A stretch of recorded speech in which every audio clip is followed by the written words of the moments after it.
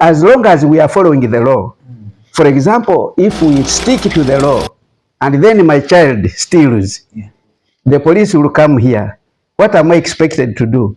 To cooperate with the police. Because if we become a community which respects elders, then you, the youths, also expect that when you grow old, you're also going to be respected. What I feel bad about being old is what every old person should feel bad about. And what is that? The things that you were supposed to do and you did not do them. Assuming you became the president of Uganda today, and tomorrow is your first day in office, what would you start with?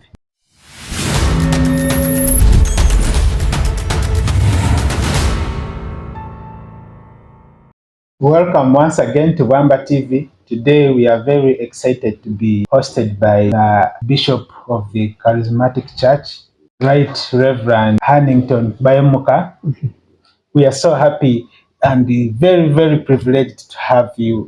May you say hi to the viewers. Hey, hi viewers. Glad to be with you again. Thank you for this opportunity. We are always coming back again. We were here last time and we are so happy to be here another time. And we request that you allow us to be coming always, because you're welcome. You are very welcome. A very, very big source of knowledge, and we would love that people hear this great knowledge you have. You're welcome, Banangi. Anytime you have. Yes, please. So you're a very, very big source of knowledge in this country, an elder, a religious leader. And I want to ask you just one simple question. Assuming you became the president of Uganda today, and tomorrow is your first day in office, what would you start with as the president? You know, all presidents, especially in democratic countries, before they come in, and as soon as they come in, surely they have everything at their table. And what do they have? They have the Constitution. So if I became president, the first thing I would think of that very night would be, how do I implement the Constitution? Because the Constitution stipulates the way people want to be governed. And the Constitution is not made by the president. It's made by the people. So they hand it over to you and say, this is how we want to be governed. As long as you follow that Constitution, then if anyone has any problem with you, he's not having the problem with you, he's having it with the Constitution. And therefore you have a big force of the people behind you. That's why, for example, in our Constitution in Uganda, the very preamble says that the power belongs to the people. So if anyone wants to fight you, he'll be fighting those very people. And they will stand up, they will want to fight for their country. It's like Israel. The doctrine that they are given is to fight for their country. So every soldier who is going to die, who is going to fights knowing that he's fighting for the country. And that one is a very big difference with some other countries. Some soldiers die for the president. They are fighting for the president. So that is what I would instill in my governance, a rule of the law from the Constitution. Okay. Yeah. And I think Ugandans are not easy to manage. Because, like, for example, our neighboring country, Rwanda. Rwanda is very hard on the way it manages its laws. Much as Uganda is, I have to say, Uganda seems like a free-range system of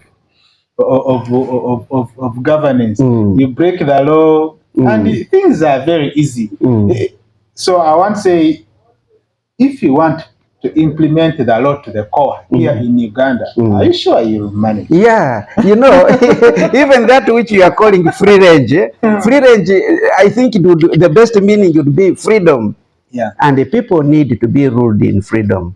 Liberty. In America, they call it liberty, the law of liberty. So every citizen in America knows that he is free. He is free. And where is he free? He is free under the law. So as long as it is the law, I want to tell you, Bwana moderator, as long as we are following the law. For example, if we stick to the law and then my child steals, the police will come here. What am I expected to do? To cooperate with the police and hand over the boy to them. Yeah, is that bad now? So when you stick to the law, that is the law. For example, when we cross here in Congo, if they arrest you, the soldiers are taking you and you meet with your relative. If he's highly placed in the government, he will just release you. He will say, no, no, don't take him. He'll release you. Yeah. But that's not the case here in Uganda. When you meet the police arresting someone, you are not supposed to say, no, no, no, you, even if you are chairman, even if you are an MP, even if you are, for example, now these are police constables, and for you are an SP, something. Are you supposed to get this money from their hands? No, they are supposed to take the course of the law. So, ruling by law is very easy. In Tanzania, even if you find an old woman digging in the village, and you try to misbehave, she will say, hii ni katiba kweli? Are you really following the constitution? Is that constitutional? So unless you are following the law, she will not listen to you. So rule of the law. Because here in Uganda, it's the only country where you find there is a poster saying, do not urinate here, and somebody comes and urinates there. Like, keep left, somebody keeps right. You know, Ugandans are just like that. I think they are hard. Because they know the law is not being followed. But the moment they know that the law is being followed, nobody will urinate like that. We were in Bangladesh. In Bangladesh, the drivers were driving anywhere. We were telling them, but there is a sign that this is for the left. Says those are mere suggestions. So for them, even Bangladesh is like Uganda. Yeah, free, quite completely free. So the rule of the law, if it is followed, the country will be ruled very well. Everyone will be knowing it. And the absence of the law is chaos. Okay. So, Bishop, in 2016, the Elders Forum of Uganda organized a presidential debate, and the Ugandans got an opportunity of looking at the presidential candidates, listening to what they have to offer. And it was a very fulfilling moment. At least somebody made a decision, not out of fear, intimidation, ignorance. But at least somebody, whoever voted in 2016, at least had an idea of why he is voting someone. I want to ask, as an elder yourself, is the Elders Forum still relevant in this country? Yeah, the Elders Forum is very relevant because of the roles it plays. The Elders Forum, first and foremost, is advisory. Who in this world ever refused advice? And what happens to a person when he refuses advice? So the role of the elders being advisory, I think it's very relevant. Then another role of elders is mediatory. Whenever you have conflicts, whenever you have disputes, you need someone to mediate. So because of those roles of mediating, of advising, and holding the public opinion, I think those roles will never be done away with, because they are very necessary in every aspect. Even you see the president, he has the presidential advisors, and one qualification of being a presidential advisor, even if it may not be age, but you must be mature. Yeah. So those who are advising him must be mature, and the elders' qualification is being mature. So I think it will never be done away with. And that meeting you are referring to from 2016, I think the little piece that we are enjoying is coming from those roots. Exactly. The seeds that they sowed at that time are the ones that are being used today. We are looking at a possibility of at least maybe this thing applying at district level, at regional level. You are an elder here in Bundibugyo. Have you tried to look at that possibility? Yeah, here in Bundibugyo, we have an elders council, district elders council. And we have had district elders councils for quite a long time in the district. So if the leaders of today would like to use that council, I think they are going to be advised, disputes are going to be resolved, and the way forward is going to be formed. But you know, the elders councils have challenges. One challenge of the elders councils is that today many things have been overtaken. For example, we used to think that old age is wisdom. Yeah, but young people now don't want to accept that. They say even fools grow old. So you can't collect yourselves there in a group and say we are elders, we are calling you young people, and you think they are respecting you. They are just looking at you, maybe as a pack of old fools. But to cut you off, Bishop, we have also seen we have also seen it. There have been elders here in Uganda. You listen to someone and say, this person, his old ages hasn't helped him. It is wasted. Yeah, wasted. yeah. Somebody stands up and speaks something, and you're like, this person is asshaming the elders. Thing has But I think there is always one consistent call in any public endeavor. That call is, please, gentlemen, that's why some people have bells even in the office. Let us come back to order. Yeah. Let us come back to order. So we need to come back to order. And when we come back to order, we shall not find just any elderly person, and the elders will not be speaking on the streets. They need to be organized. Yeah. They sit in a meeting. In the meeting will be a selection of elders who have substance. And for example, here we have our sub-counties. The elders will be drawn from every sub-county, and we can trust the wisdom of the people in a sub-county to choose someone and say this is the elder that will represent us at the district level. Surely they will have seen some maturity and substance in that person. So that person, you cannot just come and speak for in the meeting. So those are the elders we are talking about. We are not meaning the elders that we shall just find on the street. He has failed to manage himself. That's why he's on the street. One day we were coming from Kampala. We won the bus here. There was an old man.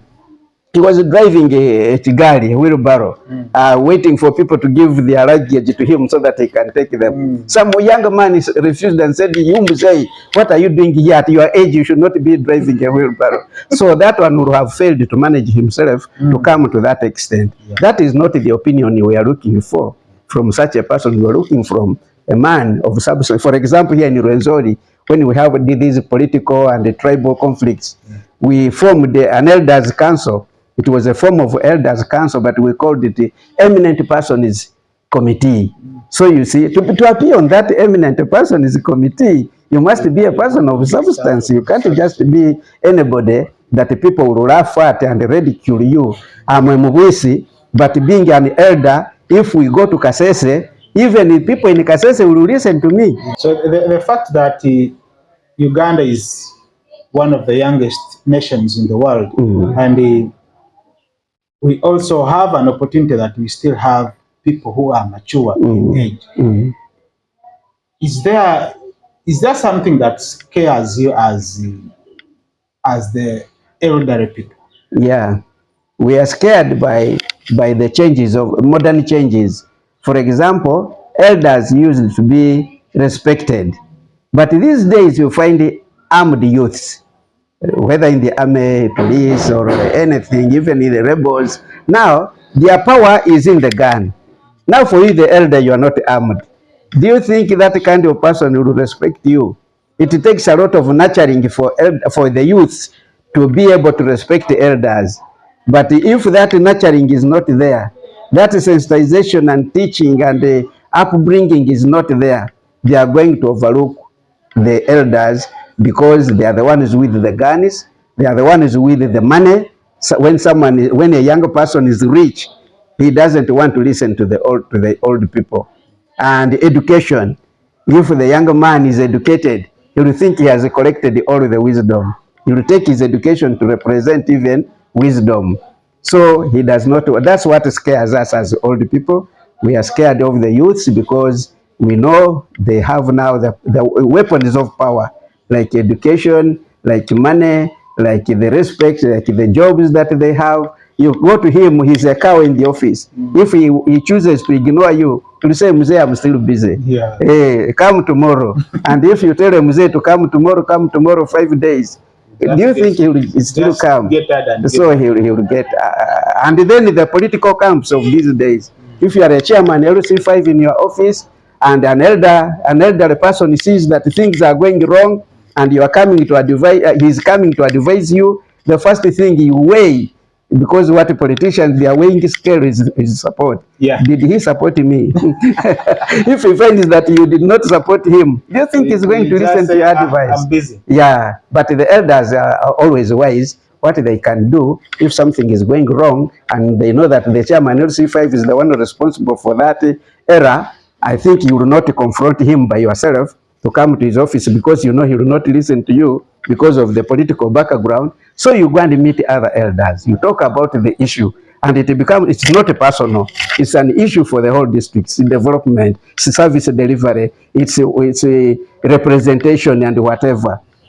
So you discuss it and you present it as an issue. It will not even be you to speak. If it is really an issue, you will choose someone, even the one who supported him, the one he knows that that home is mine. Yeah, then you tell him, now the young man is spoiling things for us. I think that's not good. So that way you can still play your role, and that man will take heed. Bishop, here in Uganda, we are getting into 2026, and it will be a very tense year, just like 2021 was, just like 2016 was. The election year is always a year of chaos, violence, so many things have happened, and we expect so much to happen next year.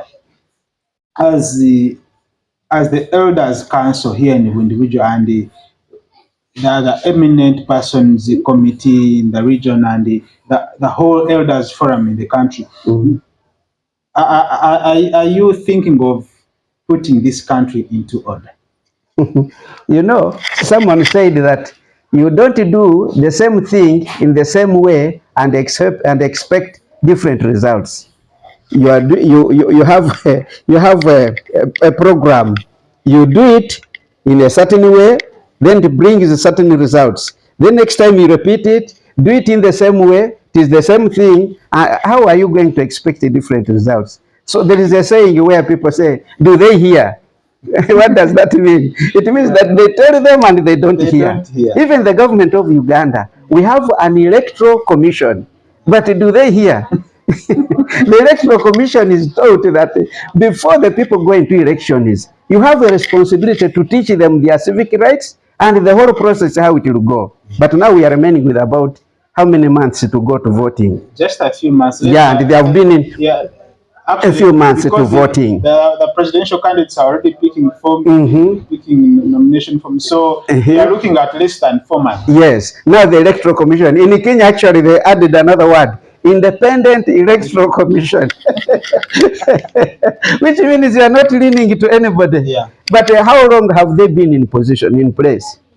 The electoral commission of Uganda that is going to conduct these elections now. How long has it been in place? 2 months? No, years back. They were instituted long ago. But how much have they done? Have you seen any civic education? No. No. Now, unless just the display of the voters. The display of the voters register.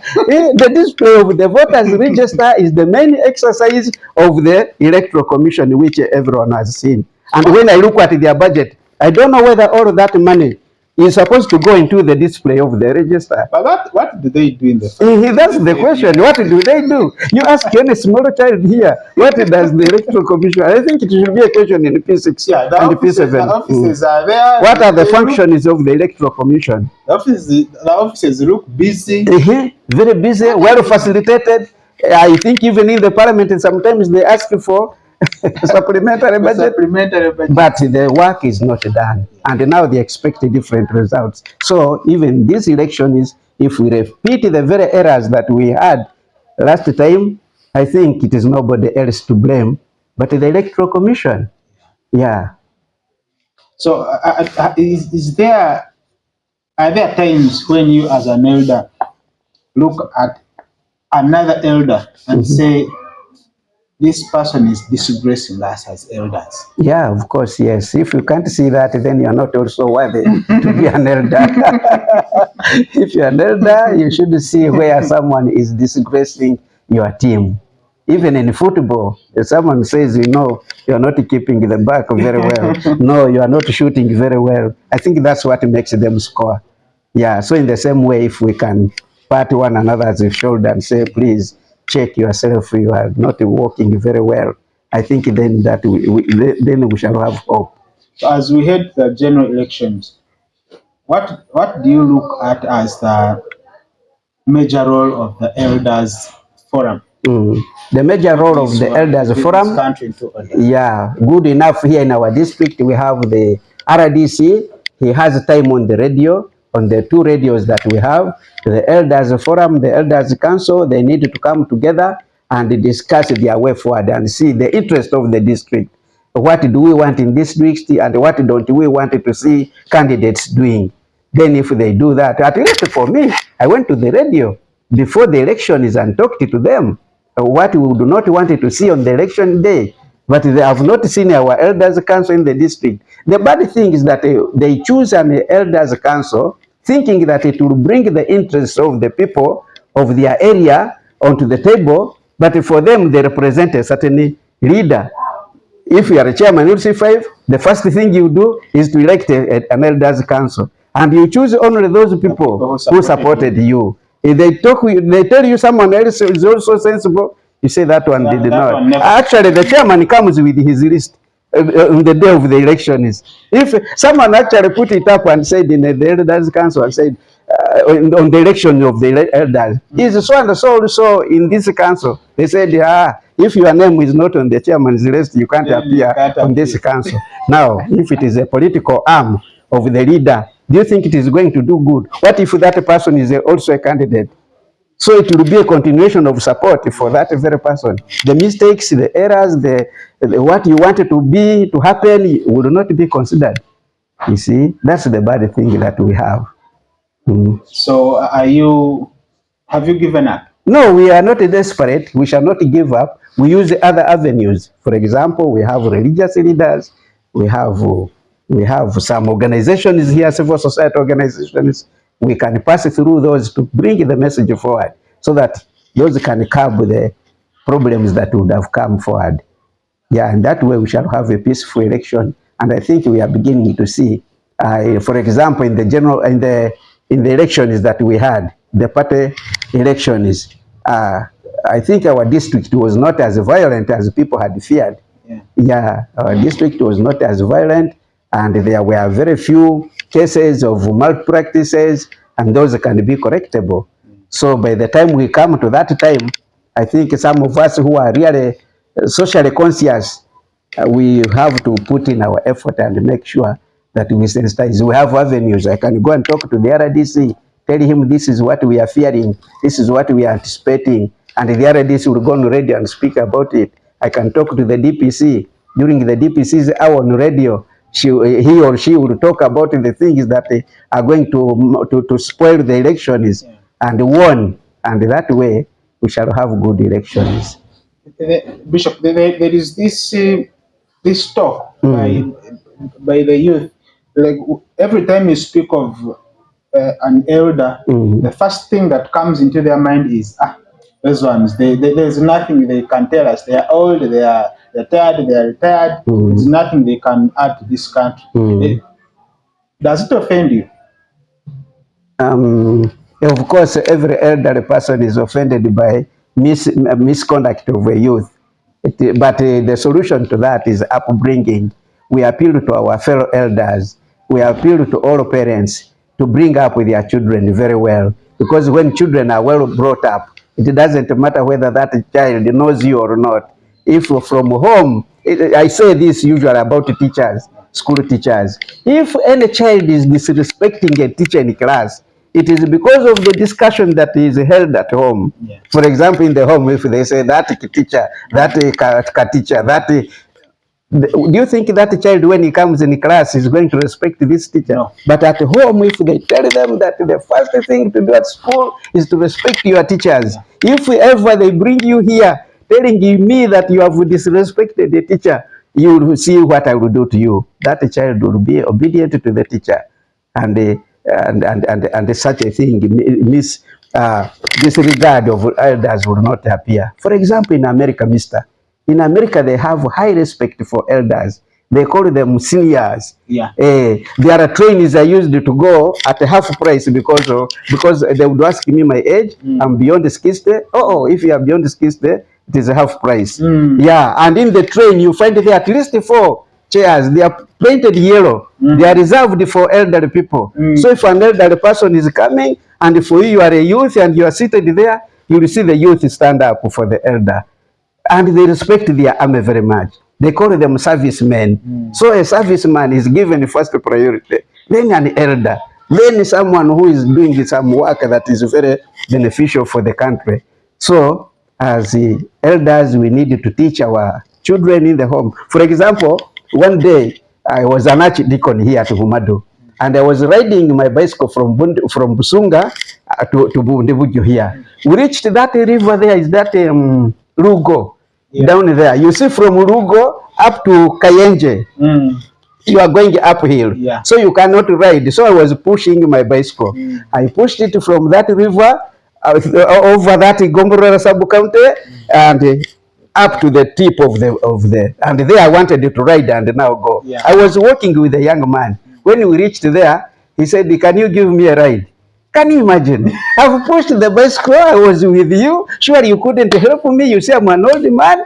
So now that kind of upbringing. But with the Batoro, they teach their children. He would have helped me to push the bicycle. And then when we reach there, then I would have given him a ride. So at that time, you don't even need to request. You say, if he's stronger, he becomes the one to ride, and then he carries you. So upbringing of our children is very, very important. The children that are growing in your home are the ones who are going to respect other elders where they find them. For example, there was an old woman, a certain lady.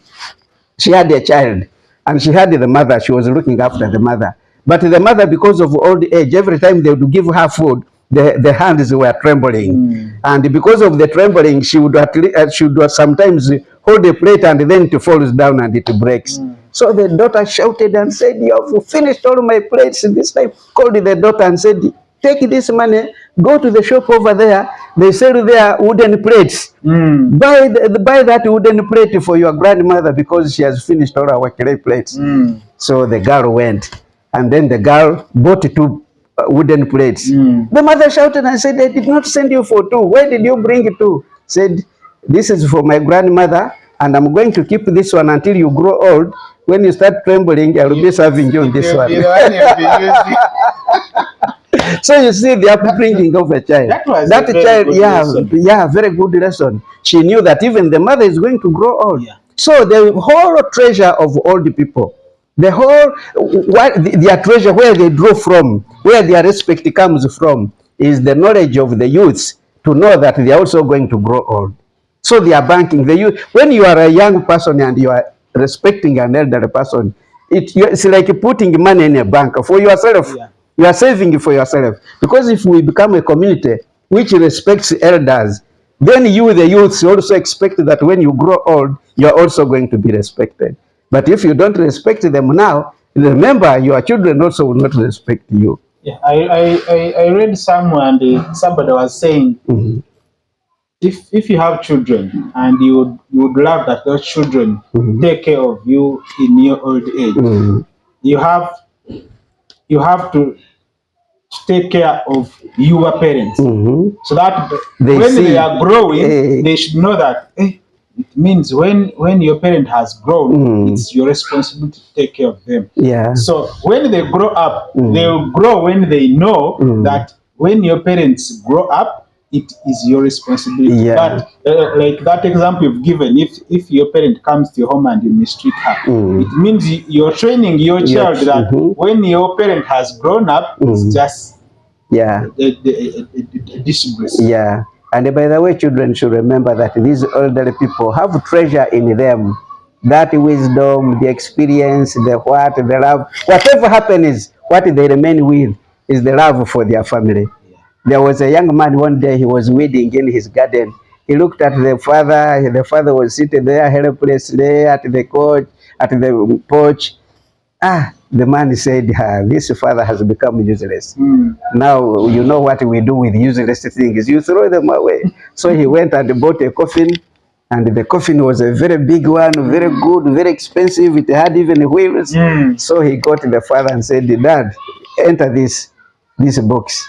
The dad said, what's wrong? He said, you enter. Then he put him in and then covered it, and then started pulling it to a cliff which was near their home. The Muzee down there in the box was, of course, he knew the geography of the area. So he knew, now I think he's taking me to the cliff. When they reached the top of the cliff and he was about to throw him down, the Muzee knocked the box. The man said, what is it? He said, you first open.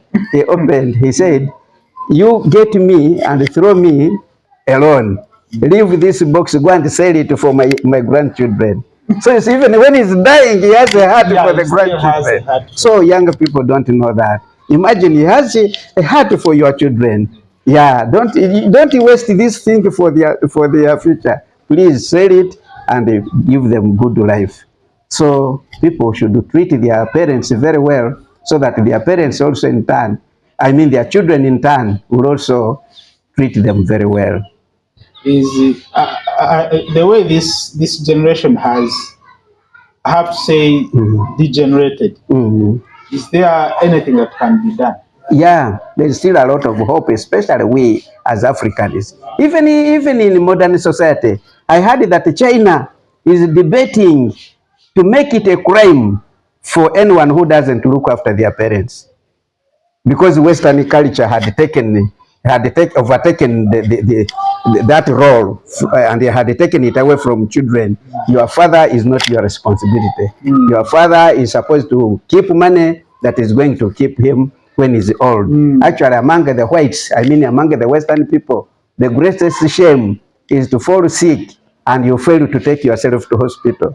And nobody is ready to contribute. They will say, he has you didn't plan you didn't plan for your life.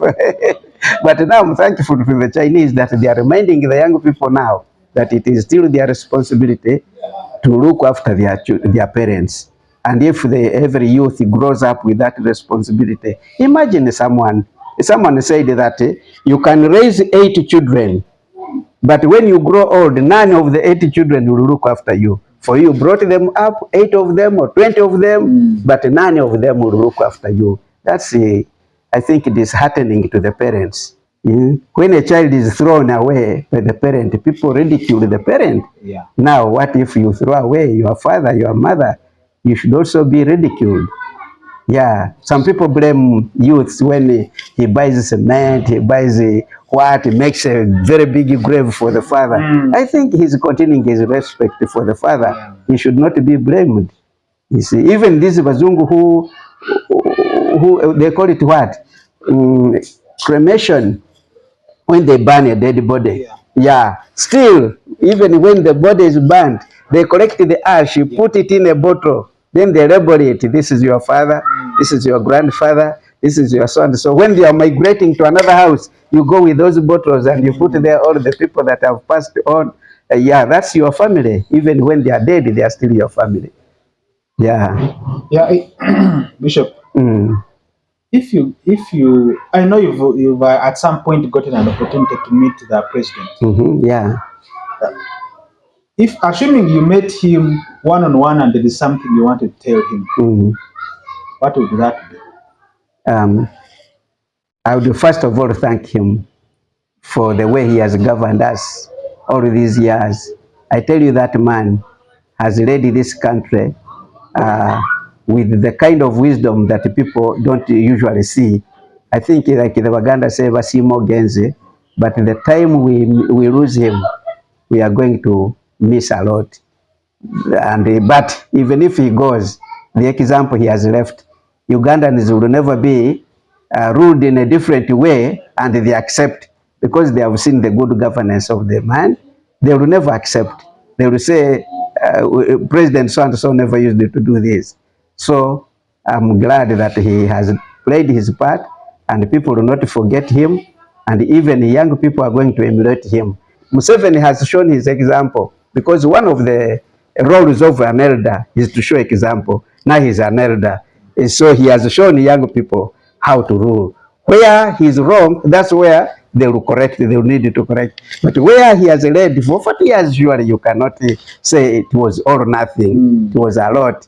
And from that experience, actually, even Besigye talked about Museveni. He said, God has endowed Museveni with the following gifts.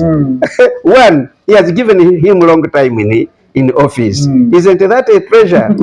Two, he credited him for wisdom. Yeah, he says, when you are talking to Museveni, he's looking beyond your face, but up to your heart. So he has seen that. Before you say what to say, yeah. So another leader will say, without that, you cannot rule for long. So he's going to pick that. So the seeds of good governance that we have picked from Seven, I think, even if I met him, the first thing would be to thank him. Then the second one would be, of course, to keep knowing that God, and he says it by the way, he says, the people that God gave me. So he looks at us Ugandans as the people that God has given him. Yeah. And he says, after this responsibility, he calls it a responsibility. After this responsibility, I'm going to be a preacher. That's what he says. So a focused man like that one, surely when I meet him, I will first and foremost thank him. Yeah. Do you look at the possibility of someone younger, for example, Bobby Wine, managing this country and managing it to the level that Ugandans will appreciate? The only thing that will make him manage is if he goes to the constitution, if he rules according to what the constitution says, because that's what the people have chosen to be governed like. If he deviates from that one, it will not matter whether he's young, it will not matter whether he's old, all that Ugandans want. And if any Ugandan has a grievance against any leader, whether President Museveni, I think the grievance should be based on what Museveni has not done well in the constitution. Yeah, not a personal grievances or what. Yeah, it should be how has he not kept the constitution. Yeah. So is there any advice you would give to the current politicians and those ones coming up? Yeah, please, politicians, you come forward for leadership, and when you are leading people, lead them the way they want to be led. The only opportunity you have is to see further than them, because Churchill said that any leader who is not tall enough to see tomorrow, then he is not a leader. So as leaders, you must be able to see forward so that you can lead your people and you lead them to what you are seeing. And then you collectively consult them. For example, if you are an MP, you consult your people. And then the people will tell you the needs of your area. Though then you go to the parliament to represent them. But imagine getting lost from them for the whole term. You come again only for the votes. That is really very embarrassing, even to yourself and even to the people. So they needed to be coming back. And by the way, some people complain that they don't come back, but they do come back. The way they come back is he can come and attend the district council, and he can be in his office and gets what the district council has discussed. So he takes that forward, and then people will complain that he doesn't come back. Maybe they want him to come back to their villages, to buy marwa for them, to thank them with marwa, but that is not the role that let us learn to appreciate our leaders. For example, we went to see Museveni one day, and Bambalira, Honorable Bambalira, Leti Bambalira, stood up, and the way he addressed the president, he said, Mr. President, by virtue of my being a MP, I'm a representative of the people to you. And also by virtue of being an MP for those people, I'm your representative to them. Yeah. So please make me a good representative, a good reporter of what I get from you. That was challenging. Yeah. Yeah, he said that to the president when we were in Rwakitura. Yeah. So when you represent people, you should represent their feelings, their grievances, their needs. For example, it was that very meeting where we were. We had this late Kinto, the father of these Kintos, Florence Kinto. Yeah, the father of that one. He was asked to move a vote of thanks to the president after we had talked, after the president had addressed us. He stood up and said, Mr. President, I heard you were saying, Mwanyete Gereza, have you understood? For me, I picked that. Now you see that we come from very far, Bundibujo, from the mountains, from the forest, and therefore we don't understand. But according to what you have said the road is going to be started in June. If the road does not start, that's when you will see that these people of Bundibujo don't understand. Because you will hear us knocking at your door. Say, who are those? They say people of Bundibujo. What do they want? They want a road. Don't they understand? Did not I speak to them? So speaking to us here is not in. So you can see that kind of heart from a leader. So that is how our MPs, our leaders, that's how they should represent people with the passion of the people. What do the people need? We went to meet Museveni again in the State House. One member of parliament told him that we hear that you have State House scholarships, but for us, we've never benefited from them. It was a surprise to him. He said, I've given you 5. Then there was this Kiregea. Kiregea stood up when he was an MP. He stood up and said, now, are we the people of Uganda also included in those 5? Then the president said, the president added on, then the one of Tuku, of Rwemisengo, before they were cut off, before they had their own district, said, what about us? Then those ones also were considered. So that is what leadership is, to feel for your people, to stand in, because they are not there. You are the one who is there at that time. That's representation. And the representation is one role of the MPs, which they need to play. Yeah. Okay, thank you so much, Bishop. As we conclude, I want you to give me something that you feel bad about being old, and something that you are proud of.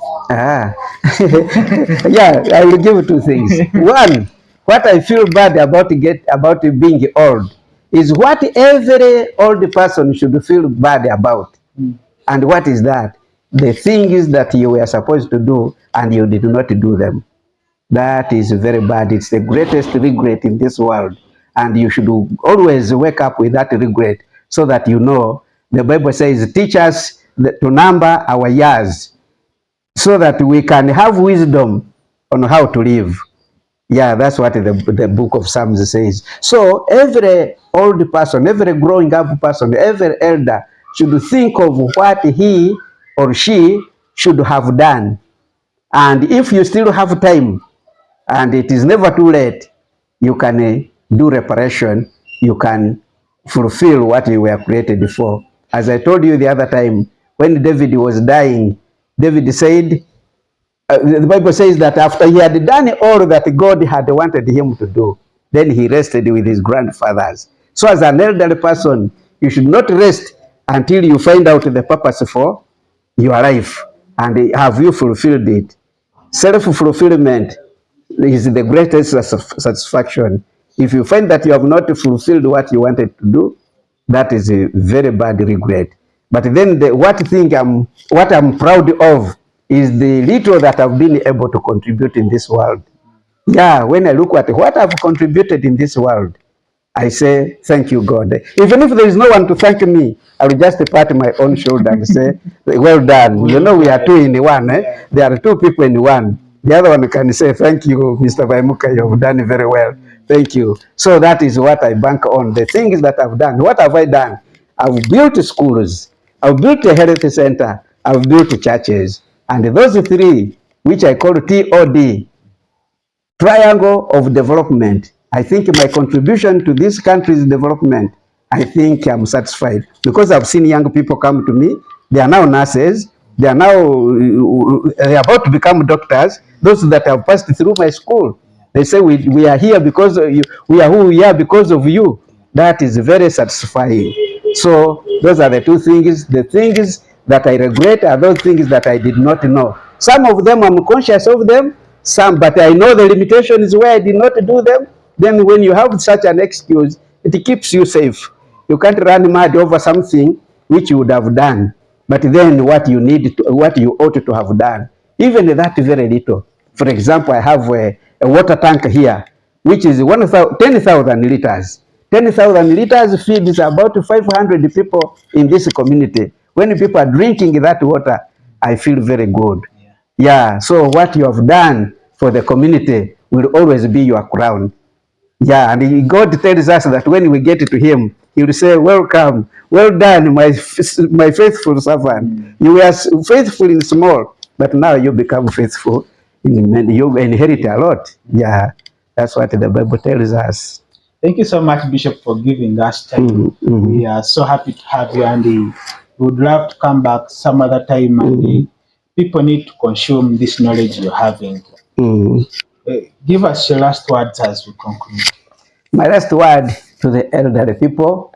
I've been a member of the elder. We have an association called the URA, Uganda Reach the Aged Association.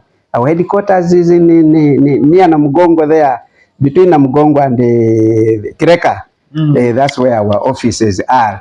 So I also thank God for making me able to serve on that committee as a vice chairman for 2 terms. Yeah, I think the one who has replaced me is still serving his first term. So being a member of that, I first saw it when it was led by Cardinal Subuga. Yeah, that was the patron. So elderly people, because of that association, and the government also forming a council for the elders, recognizing the elderly people, being able to bring their issues on board. For example, the elders have 2 issues. One is economic well-being in their old age. Then the 2 is the health of the old people, because as they grow old, they become weak. They have a lot of diseases like hypertension, like high blood sugar, and all of those. But we thank God that so many organizations are putting up associations that are looking after the elderly. For example, in Mukono, they have palliative care. That's to look just to take care of the diseases that take the opportunity of someone being old. So I want to appeal to all elderly people that they should play their part, especially in parenting, so that the youths grow up knowing that we are one entity. It's one life that we are living. For example, in Uganda, they say the population of the young is over 77%, but still we are in the same country. We are using the same roads. We are using the same schools. We are enjoying the same government. So every parent must do his part before you grow old, so that you can have a comfortable world. If you make this world comfortable now, it will be comfortable for you and for your children. If you make it chaotic for the children, for the young people, then it is also going to be chaotic for you. But let us bring up children who respect elders, because this is continuous. The elders have a responsibility of all this knowledge, all of the resources that they have, whatever they have, to hand it over to the young people. Thank you so much, Bishop, for the time. Thank you so much, viewers of Bamba TV. Thank you so much for following us. Thank you so much for subscribing to our Bamba TV YouTube channel. We are so grateful, and this is the only way we can grow. Thank you, and thank you so much.